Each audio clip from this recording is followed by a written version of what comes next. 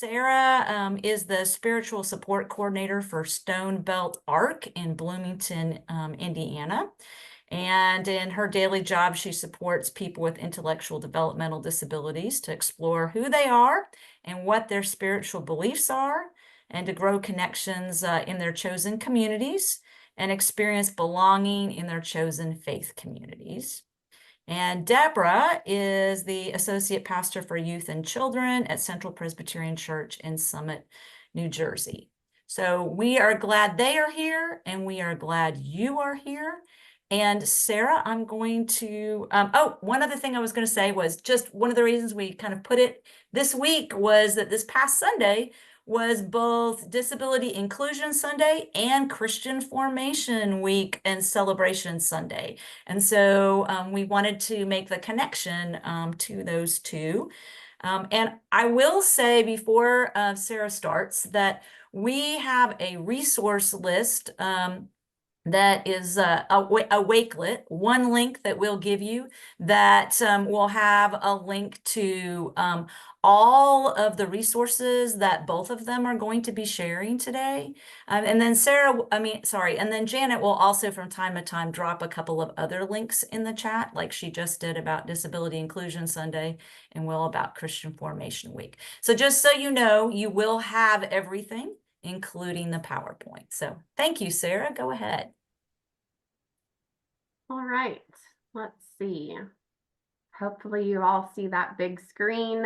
Yes, so I work in Bloomington, Indiana, but I also support people really in South Central Indiana, so also Bedford, Columbus, Indiana. Not that you necessarily know those geographical points, but and then I'm also a self-advocate. So I am also a person with a disability myself, as that has been a part of my journey up until now and continues to be a part of my experience in life.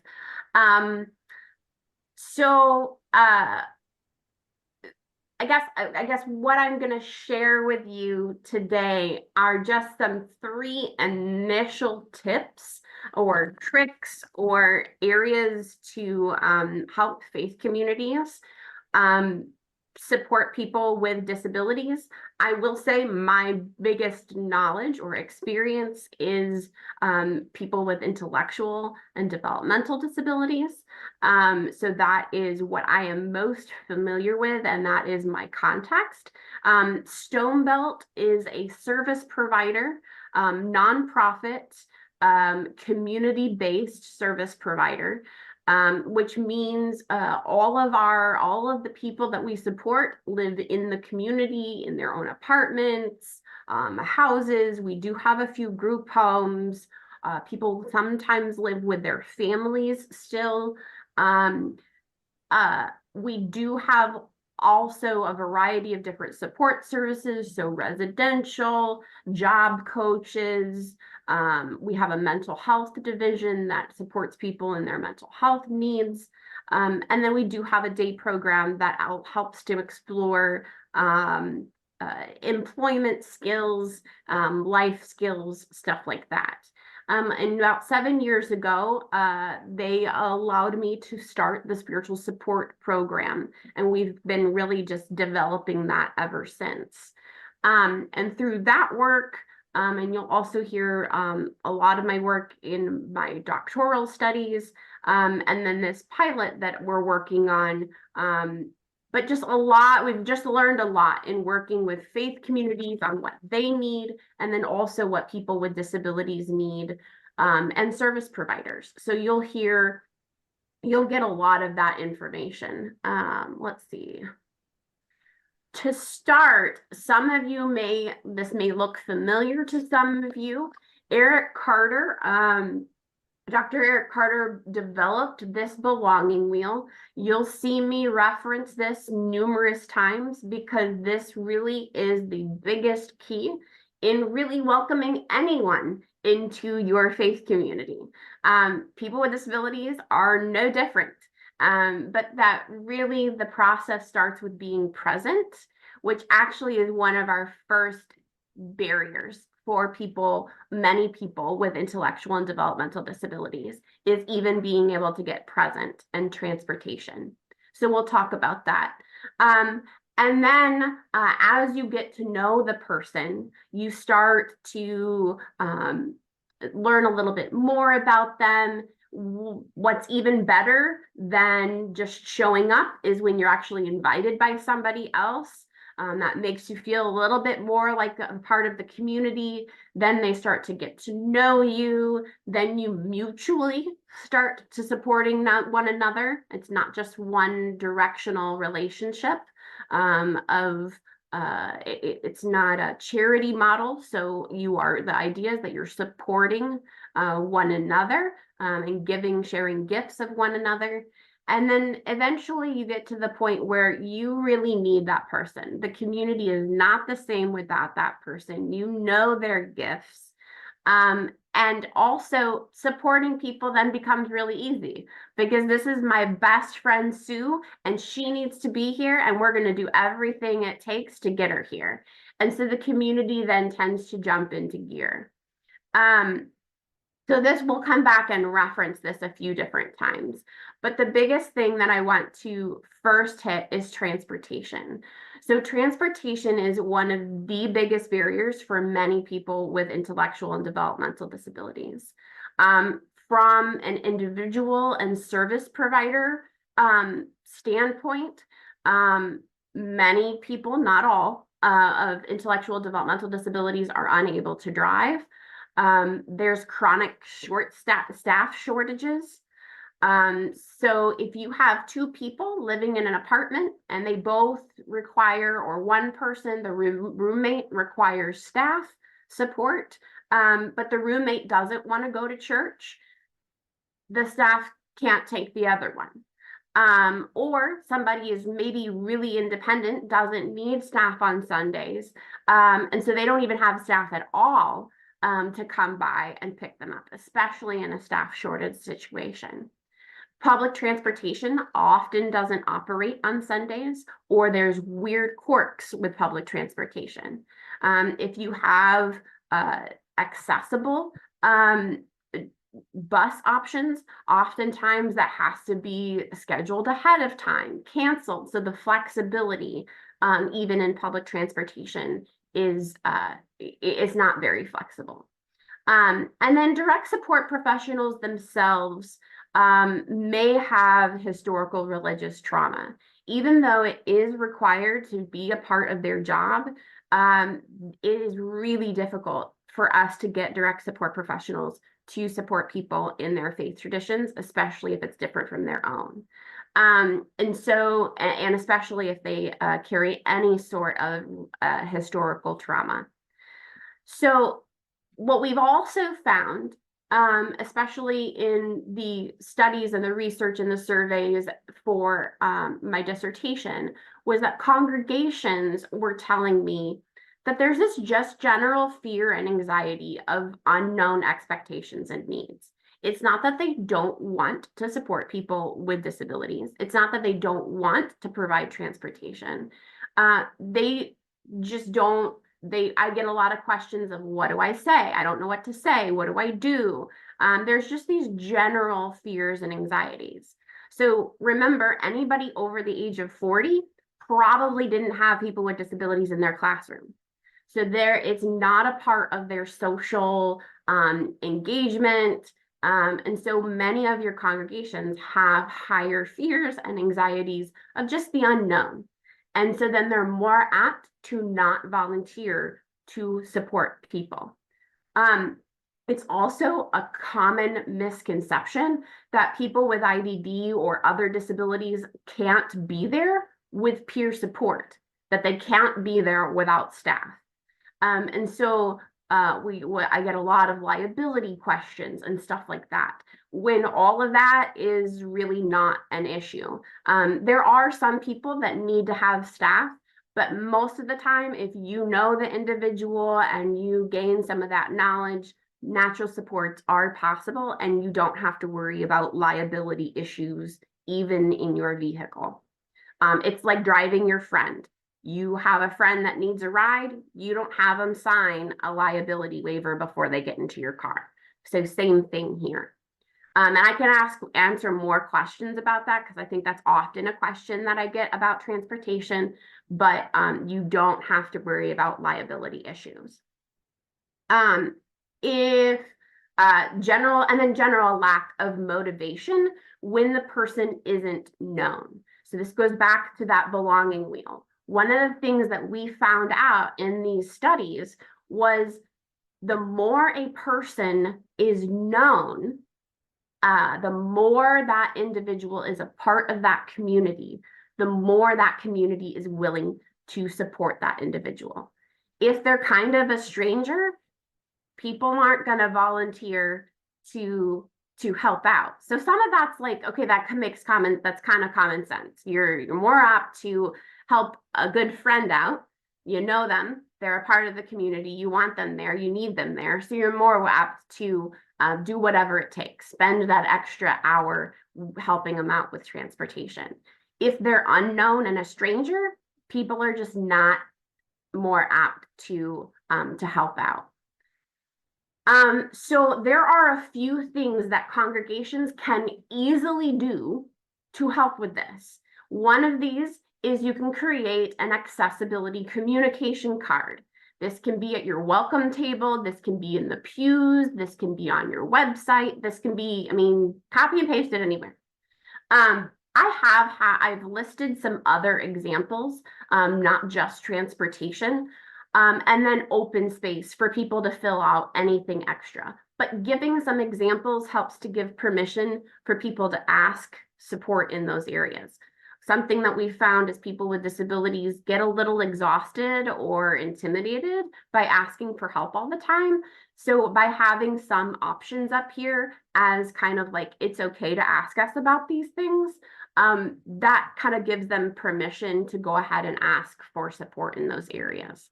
But then this gives some extra space for them to fill something, whatever their other needs might be. And then your congregation can actually personalize their card. So put your congregation contact. Maybe you have the kind of description of the process. So you're telling them, you know, turnaround time.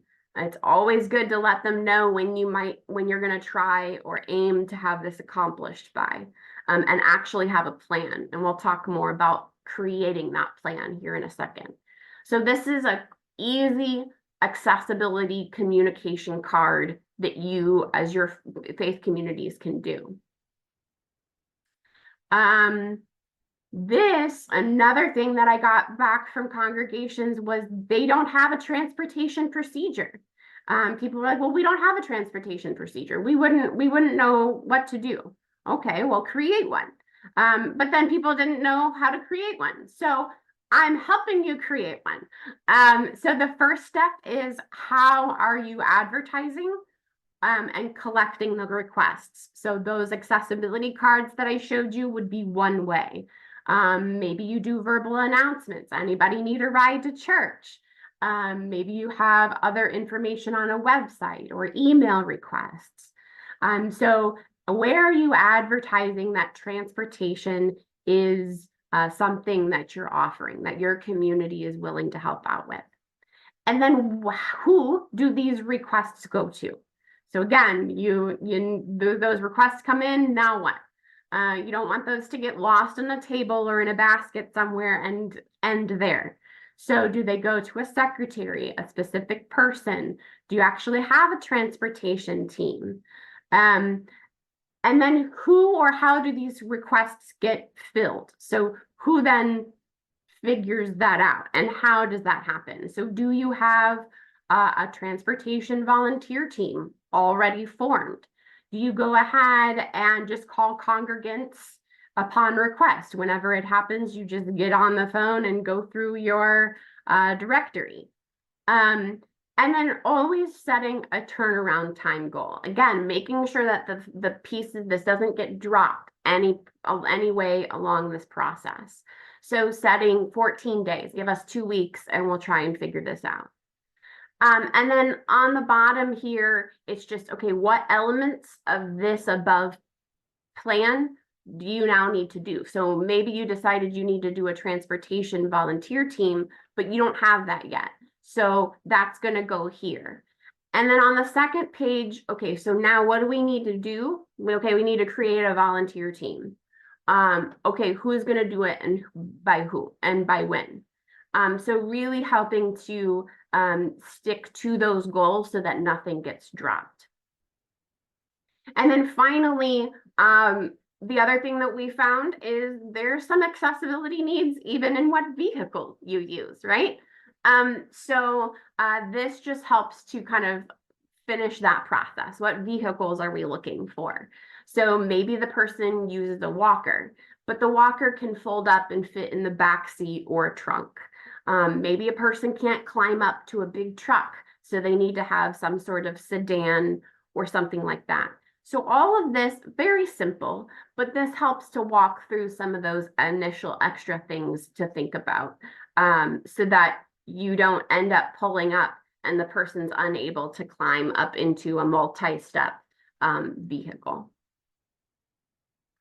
So we're helping to get people present, and now we're moving along the belonging wheel.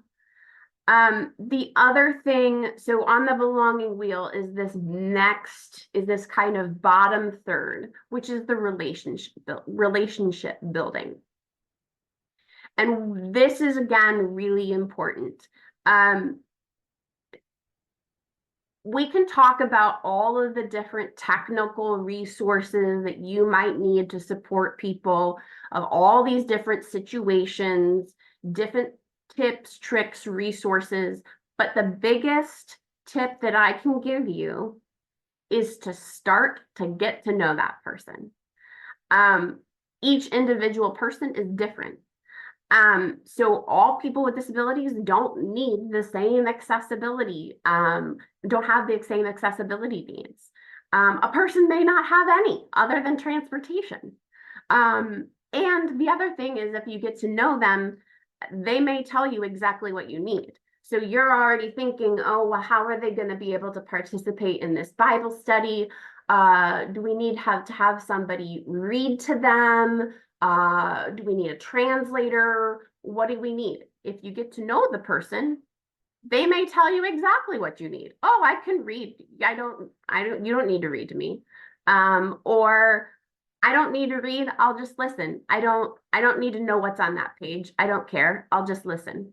So as you get to know people, that's how some of your solutions to your questions can come out. So don't overthink it preemptively. Don't get ahead of yourself, and don't have that be the barrier of moving forward. So get to know one another, learn about one another's interests and gifts and talents. Some of their gifts may be the perfect solutions to any supports or challenges that they may have. Some of their gifts, maybe they love children, and guess what? You need another Sunday school teacher for the children. So here's another assistant teacher. So don't assume that people with disabilities can't be some of the other people to help your congregations run. You may have a Christian educator right there in that person with the disability that can be added to your team. So learn about them. They're not a charity case. So it's not about you serving them all the time. How can they serve you and be a part of the community? Have fun. Don't make assumptions. A person may not need someone assigned to them to sit with them. Somebody might need a worship buddy. Ask if they need what they need for support. So don't try and think about that. Ask them. Don't make those assumptions.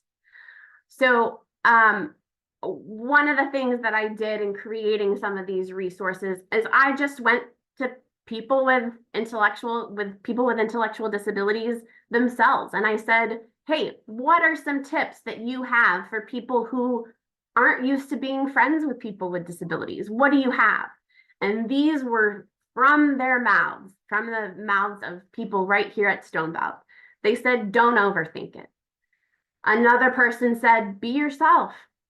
Another person said, if you want to know what I can and can't do, ask. Good advice.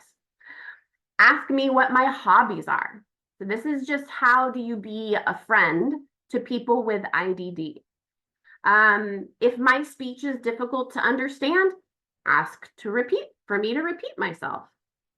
Some of my other favorites are don't try too hard. It's a great one. Just chill. It's a good one. We are in this together. You help me, I'll help you. So this is out of the mouths of people with disabilities themselves. Don't overthink it. This is what that was the biggest thing that they really said to me. You are not alone in being anxious. It can be scary to put yourself out there. That's good advice, good wisdom.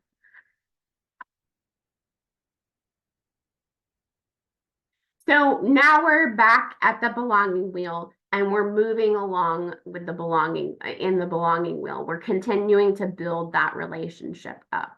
And now the person's becoming a friend and you're really growing a deep relationship with that person. A way to further do that is to help with this mindset. We call it the how philosophy or the how mindset. So it's the difference between instead of asking, can she worship? Asking the person, how do you like to worship?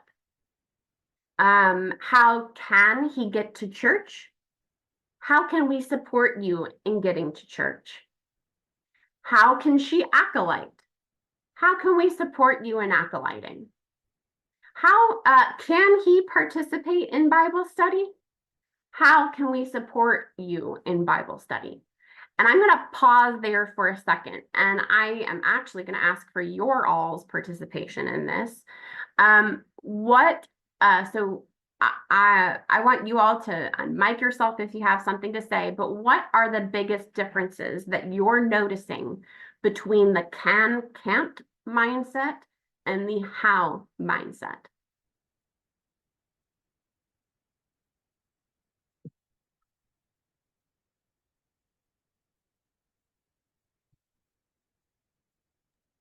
There's an assumption in the can, can't mindset that people can't do something.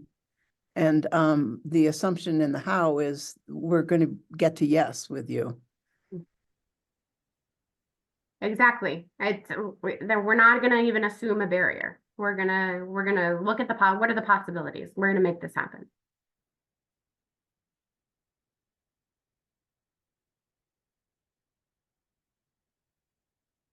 My spiritual engagement coaches said that was one of the biggest things, was helping them immediately branch out to look at the bigger picture of what's possible. Anything else? What else do you notice between the difference between these two? I think the how mindset puts that ability category better on everyone and not the disability. We all have the ability to worship. How do you like to worship? We all in some way have the ability to acolyte or get to church. How is it best for you? And so this could be used not only with persons with disabilities, but anyone that we encounter to really be more welcoming. And I think that's a great way to look at it. Mm-hmm. I mean, the acolyte, immediately somebody might say, well, she's going to drop that and she's going to light the whole place on fire. Okay, well, what would help her not drop it? It doesn't mean that she can't. So what would we need to do to help her not drop it? Absolutely. And it does. It focuses on the ability, on what can happen instead of the limits. The other thing I want to point out is this is all third person question. These are all second person questions. So you're talking to the person specifically. This is me talking to somebody else about that person with the disability. This is me talking to you, the person with the disability. So hopefully you're shifting to, you're talking to the person with the disability on what they need to, how they need to be supported, not talking to somebody else about how this other person needs to be supported. They should always be a part of that conversation.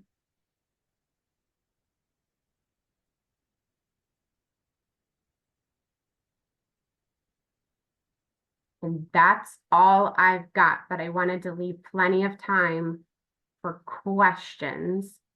And then I do have my contact information here. I haven't been watching time, so I don't know if I'm over or under. You're doing great, Sarah. No problems. If people have questions for Sarah, you can I ask have a her. question about the context for conversations. If we have folks who come and sit at the back pew, and how I can encourage people to engage them in conversation without, speaking loudly or slowly or, stiltedly, or, leaning over people or standing over them, the body language of top down or up down. And where do we have those conversations with congregants about how to have conversations with people with IDD? So if you have people with IDD that can be a part of those conversations, have them help you be the trainers, and say, and maybe prep first and have a conversation with them. My guess is if you ask those questions, they're going to say, oh yeah, people yell at me and they think I can't hear, or a lot of them will chime right in and know exactly what you're talking about. Every person I talk to who uses a wheelchair, at some point in our relationship, I ask them, do you want me to stay standing or do you prefer me squat down? Because you'll have a difference of opinion. I have people that are like, no, stay standing, do not squat. I am not a child. And so they don't mind that height difference. Whereas others, they would love to look at you more in the eyes. So maybe having people with various disabilities be a part of that training, and that conversation. And in terms of where, Laura, we found it to be really effective, our deacons are a really good place to start if your church has a board of deacons. Especially our deacons have like responsibility within the service. So we always have a couple of deacons ushering or things like that. And so that's one really good place to do it. We try to also do leadership with our elders around disability inclusion. And honestly, it's sort of a hot topic with our young leaders. And so we tend to bring it up into those youth spaces as well. But those are 3 great spaces, I think, to get that conversation started. In addition to maybe an affinity group of people interested in disability or having questions of disability. But I feel like in our community, at least in our context, the deacons are a great place to start. And oftentimes kind of natural because they already meet. So it's not like you're setting up a special meeting just to have like these weird, these conversations. And so you're not making it weird. It's just a part of the training and the conversation with those leaders.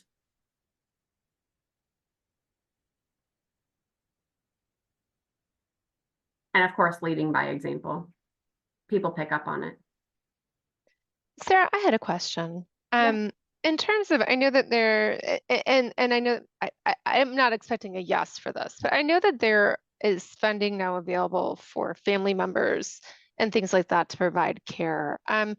Is there any talk or do you know of anything about when it comes to things like transportation, most churches don't have vans anymore. That's something that we kind of let go a while ago. They're expensive, they're hard to maintain. Transportation is tricky in general. In our congregation, there are people where, maybe we're picking up an Uber for someone or something like that. It's not like there are a million people who are just at the ready to drive people around for all kinds of different reasons. Do you know if obviously if someone is receiving federal funding or state funding or county funding for their for supports, but are those funds ever available to something like a peer supported system or to an organization that they would like to participate in, like a church? Is it possible for churches to access grants or funding through any of those agencies? So there's a few different ways, and I've got a few different answers that kind of popped up into what you said. Yes, with first of all, with transportation, I am not expecting people to do that through vans or buses of the church. This is more like you're giving your friend Joe a ride because I know he needs to get to church, and helping people really understand the mindset of you're helping your friend out. And that does take a little bit of time for people to figure out, because they're like, oh, well, but it takes an extra hour for me to get him on that side of town. But really helping people. And again, that's what helps when you're really built a relationship up. The more that person is needed, the more people are driven to make that happen, no matter what. But you can also create like a transportation team. So if you get 4 volunteers to help them out, each person is only taking that person one time a month. And so that adds some flexibility. So you can do again, that how mindset, what are the different strategies that you can help make this work if somebody doesn't want to do it every single week. And then as far as funds, it depends on what state you're in. So like in Indiana, we do have you as a family can get paid to be a support person for your family member who has disabilities, but also the family can also basically hire their own supports. So they can have friends, church members, stuff like that, become a DSP, a staff, and they can get paid for that. That's great.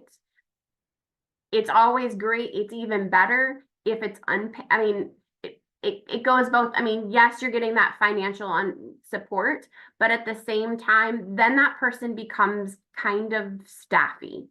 And that's the risk, is that you're bridging, then it becomes confusing. What's our relationship? Are you a staff or are you my friend? And then that also becomes tricky, just relationship wise. So I'll just kind of throw that out. But yeah. Great. Well, thank you, Sarah. People, you can think about if you have any other additional questions, but let's hear from Deborah, and then we'll circle back. Deborah's going to share a little bit in general about these resources that we worked on around disability inclusion, and I will screen share the Wakelet, which is that first link that we shared with you. Let's see here. So hopefully you can now see that. That's the link that we initially shared with you that has over here are all of the resources that Sarah was talking about. We have some specific resources from Presbyterians for Disability Concerns. And one of the things linked in there is the Disability Inclusion Toolkit. There are lots of ways to get to this. Before Deborah starts talking, I'm going to show you 2 ways. One is through that link. And then we also have a landing page on the PCUSA website. Now, the reason I want you to also have that Wakelet link is the PCUSA website is going to be in transition sometime in the next few months. And so we want to make sure that, that you guys still have access. We assume there will not be any blips, but then again, there probably will be blips. So we want folks to be mindful. So Deborah, is it easier if I start here and you can talk about the different topics? It's perfect. Thank you Go so much, for it. Miata. Yeah. Hi, everyone. Thank you so much for taking time out of a really busy time of the year to be here. I hope you can't see too much of my office because you would see that there are lists of who's teaching Sunday school on my desk, and we are kicking off Rally Day with all the fun here in the Northeast next week. I am a parish minister. I was a director of Christian education before that. I am the mother of a child with a disability who is 20 and doing very well. And I was a special education teacher before becoming a Presbyterian minister. So I have a deep personal and professional connection to this content. Miata and I had the pleasure and privilege of working through this. And what we wanted to know was, what are the questions that people have around disability inclusion in the church? What we wanted was to create something easy to use that gave relevant resources so that you could take this, take it to a session meeting, find an article, look for what you were looking for, and really put something into place next Sunday. So the place to get started is the resource roadmap.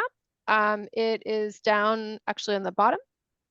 And it gives you just sort of an overview of what's in the packet. And I think it's a great place to get started for us today. So I'm going to ask Miata just to click on that resource roadmap.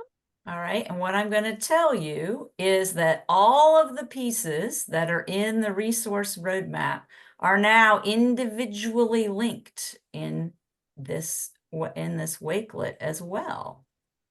So you can Oh, see them. awesome. Yes. Yeah, So that's really awesome. That's going to be another way. That's really, really nice. Another way to, oops, wrong thing. Another way to get to it.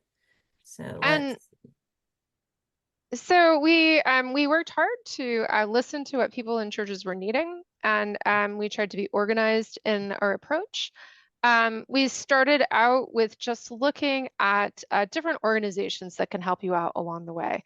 And I think we all are really grateful in this group for the work of Presbyterians for Disability Concerns. Sarah is a past president, I'm a past president, and it's just been gosh, it got started in the 1970s, so like 50 years now, of just a consistent witness in the church to the needs of people with disabilities and great ideas and tips on how to support people. So we're really grateful for their abiding work in the Presbyterian Church and the work of so many people who've taken that on.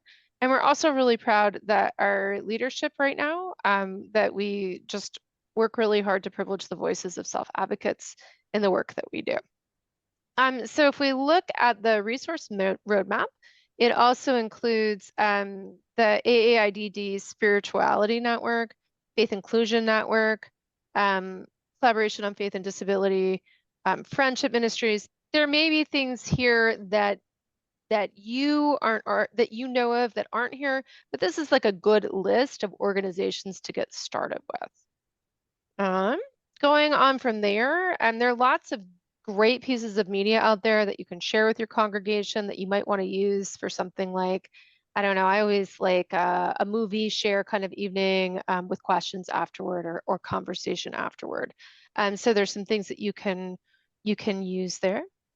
I think as we get into theology, I think one of the most exciting things that I'm seeing in the church is just an increase of people with disabilities really sharing their own voices. I want to actually point you to a resource that's on the Wakelet. Miata, do you want to just point to the podcast that we have from PDC?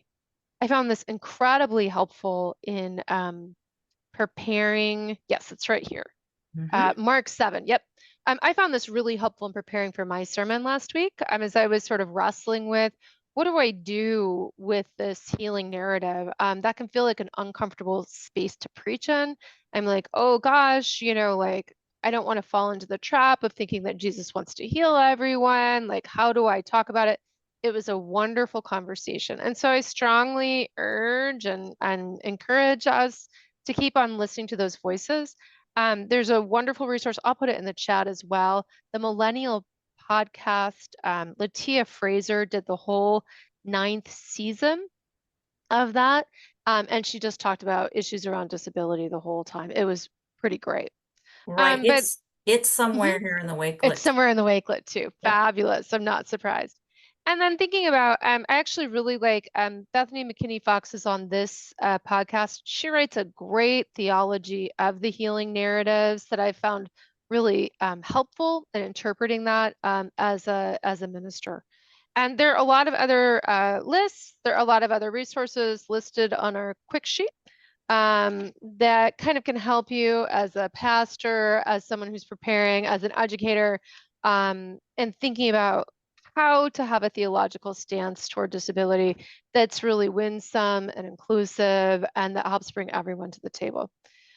Moving into the quick sheets, we decided that, as people of the word, that looking at language was really important. And I think we're also in a place of change around how language is used around disability. And you may have noticed that Sarah is talking a lot about as people with disabilities. I think that we're back to that place again when it comes to language. For a long time, what we talked about is, there's a lot of slang out there that's pretty pejorative. Don't use that when you're preaching, and that's really good. And we talked a lot about person first language, putting the person before their disability. As we've matured in disability circles and talked with people, and as people are taking the reins of the conversation more and more, people are like, no, I'm really proud of my identity. I want to use identity language. I am an autistic person. And again, that puts us in a position where we're going to be curious. We're going to be asking. If we're a church leader, even if you're a church leader who is a self-advocate with a disability, like there's a great saying out there, you've met one person with a disability, you've met one person with a disability. So it's always appropriate to ask, how do you prefer being referred to?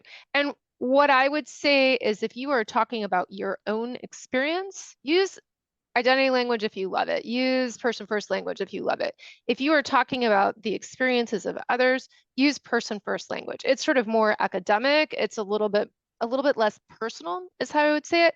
If you're in a strong relationship with someone, this is my friend Sarah. I can use her identity language if I know it. So that's the stance I would take around language, but lots of ideas in here about language, and it's really, really, really important. It is fair for us as Presbyterians who are so interested in that idea of being reformed and always reforming, to really question the language of our hymns, to really question the language even that we find in Scripture, and to ask, wait a minute, how come this person doesn't have a name? Or whoa, have you actually looked at the old lyrics of "Oh, for a Thousand Tongues to Sing"? We're not singing that one this Sunday.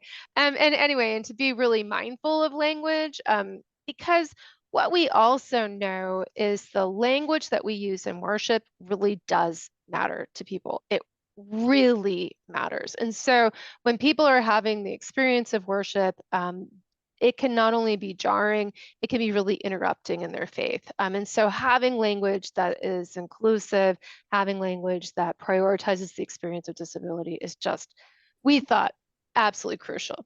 This one was my favorite, creating. Deborah, Yep. can I say something else on that topic? Yeah, please. Language real quick. Yep. I know it's a lot. There's also, especially in education, there's a lot of confusion on like special needs, differing abilities, Oh yeah. that type of language. Most of the time, and I won't go down too far down this rabbit hole, but what we've noticed is that tends to be, not always, but tends to be preferred by family members and friends of people with disabilities, not the disabled themselves. And there's reasons for that. People with disabilities themselves are now moving into an ownership of that. They're like, my disability isn't dirty. It's not a bad word. It's not naughty.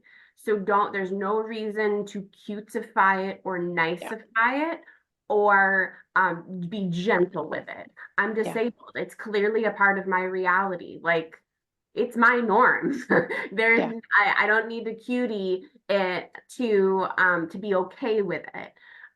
But it comes from families and friends because they've spent their life trying to be that cheerleader for that person and trying to get the world to love their son or daughter. And so that's where the cutesy language comes from, is please world, love my kid. And if I need to like put it in this like cute positive light, then I will. So that's where it tends to come from, and that's not a bad or a negative experience.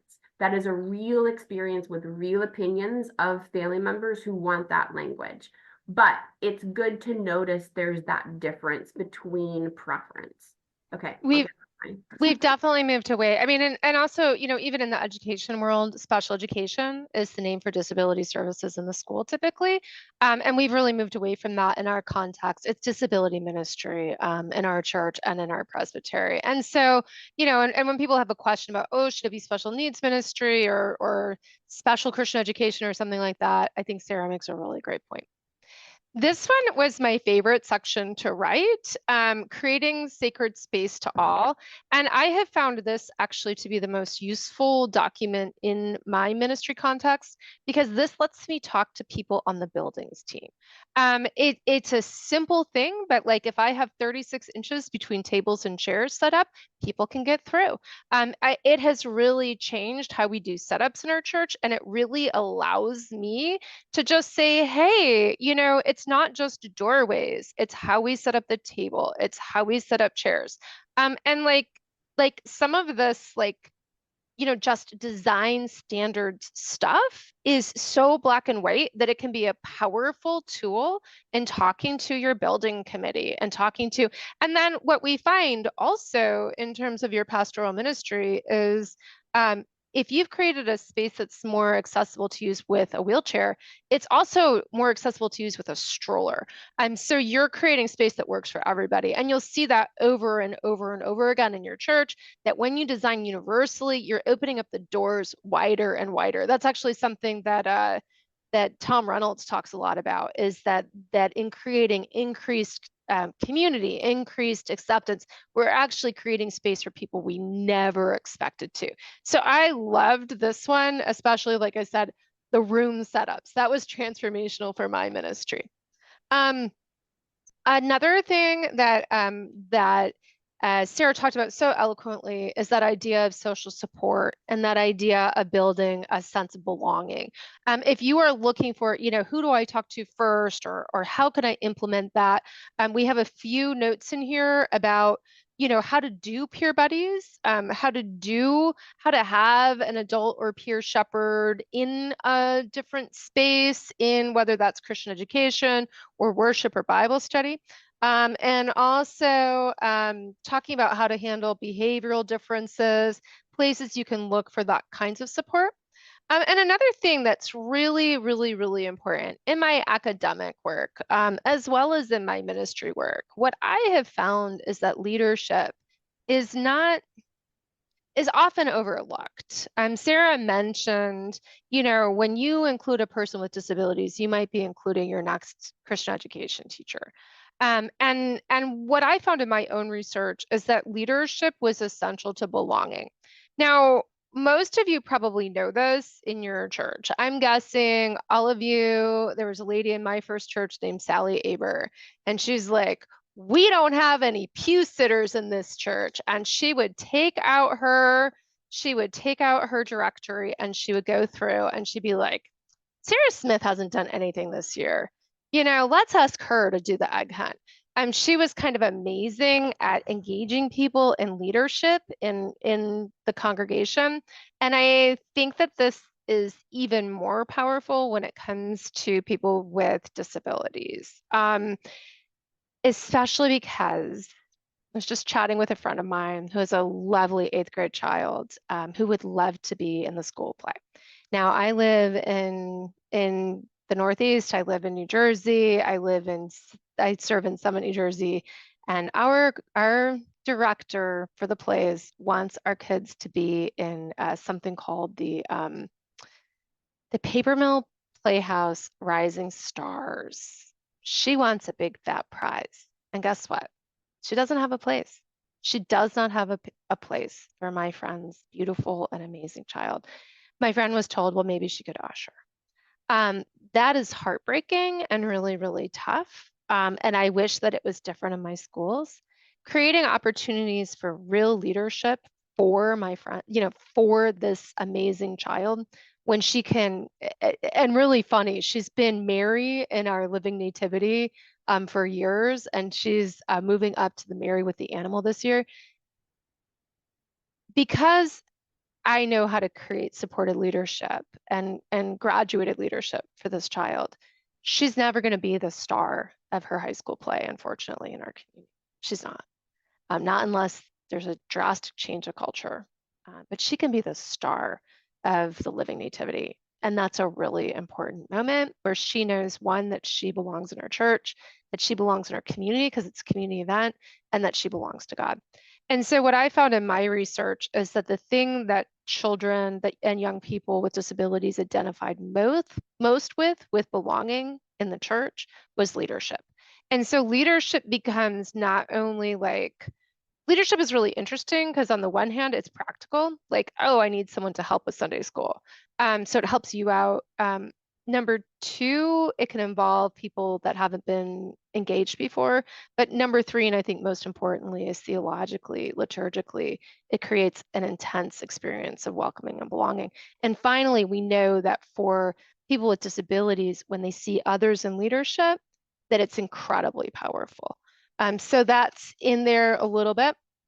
And then finally, my other favorite, just in terms of really practical stuff, is all about forms. What we found is on our church forms, people don't like to disclose disability at all. And that we were often like on youth group, like we were away with kids. It was Thursday and we are like, oh gosh, what's going on? And found out, oh, you haven't taken your medication since Monday. Okay, let's get that handled. So this is all about how you can make your forms just a little bit less technical is what we have found has worked. And using a strengths-based approach on your form helps not only a child with disabilities disclose an issue, but every child. And my favorite question on forms has become, on blah day, when things are rotten, what's going to help your kid to be successful? And I found that to be really helpful for Sunday school, for vacation Bible school, for mission trip. So that is an overview of our fabulous, fast and fabulous ideas for ministry found in the quick sheet. And Thank on that, like you won't see that it's not asking for diagnoses. Never. It's not asking for what the medications do. You don't need Right. to know that. All you Right. need to know is what would be the challenges and what kind of supports do you are best for those challenges, or what do I need to know about the medication, like any side effects to medication that I might be mindful of, like sleepiness, of like stuff like that, to where I can make a hospitable space if they're getting sleepy due to their medication. But you're not asking for all of that other like personal information, because really it's not going to be important. A diagnosis is a diagnosis. That still doesn't really tell you what that person's individual challenges might be. It doesn't tell you anything. And not only that, like your Sunday school teacher on, just typical Sunday, or your mission trip chaperone has no idea. Like it's not particularly helpful for your people. Versus, and it becomes confidential and it's hard to keep track of. What I've found by just changing my forms and saying like very specifically, for mission trip, what I'm thinking of is we always say, on Thursday, the kids are tired and cranky. What's going to support them at that time? And it's really nice to know, oh, this kid needs downtime. This kid has a weighted blanket. This kid, and it has nothing to do with diagnosis. And I'll tell you, my leadership is thrilled to have actual information that they can use with the kids that they're responsible for. It's been a game changer. Same thing has been true, especially vacation Bible school. In our context, it tends to be a lot of kids from the outside that we might not have a strong relationship with. And to get information from parents can be really challenging. And you can do the same exact thing for all of your adults. Absolutely. So you can have the same basic form for any adults, especially adults with disabilities. You just want to tweak it to make it more adulty and less child-y. So I'm mindful of time, and I'm fine, I'm fine that we stick around for a few extra minutes. That's not a problem at all because this is amazing and wonderful information. But as we said before, that one Wakelet link to the resources from this community circle includes all of the things from Sarah and the direct links to that complete disability inclusions toolkit from Deborah with all of the different things that she was talking about. The other thing is that Presbyterians for Disabilities Concerns has consultants on different who specialize in particular different areas, and those folks are listed both on the PCUSA website and in Presbyterians for Disability Concerns, and maybe somebody can drop that one specifically in Deaf, the chat. There's a consultant on deaf, for deaf folks, for blind folks, for people with intellectual developmental disabilities, and what am I missing? Deafblind, mobility sports. Oh, and mobility. Right. disability. And then there are other folks who may not be one of those official four, but who are part of Presbyterian for Disability Concerns who are happy to answer questions and those kinds of things. Let's see. Christina was asking about the Wakelet. So Janet, would you drop that once again, the general resource list? And the reason we call them, I mean, the Wakelet is the platform we're using, but the great thing about that is it's a dynamic resource list, which means that we can add and subtract from the backside, and you all only end up having to have the one link. And we will include the recording and the link to the resources on our Leader Connection webpage in the next week. So it'll be posted and be available. We'll share that through social media as well.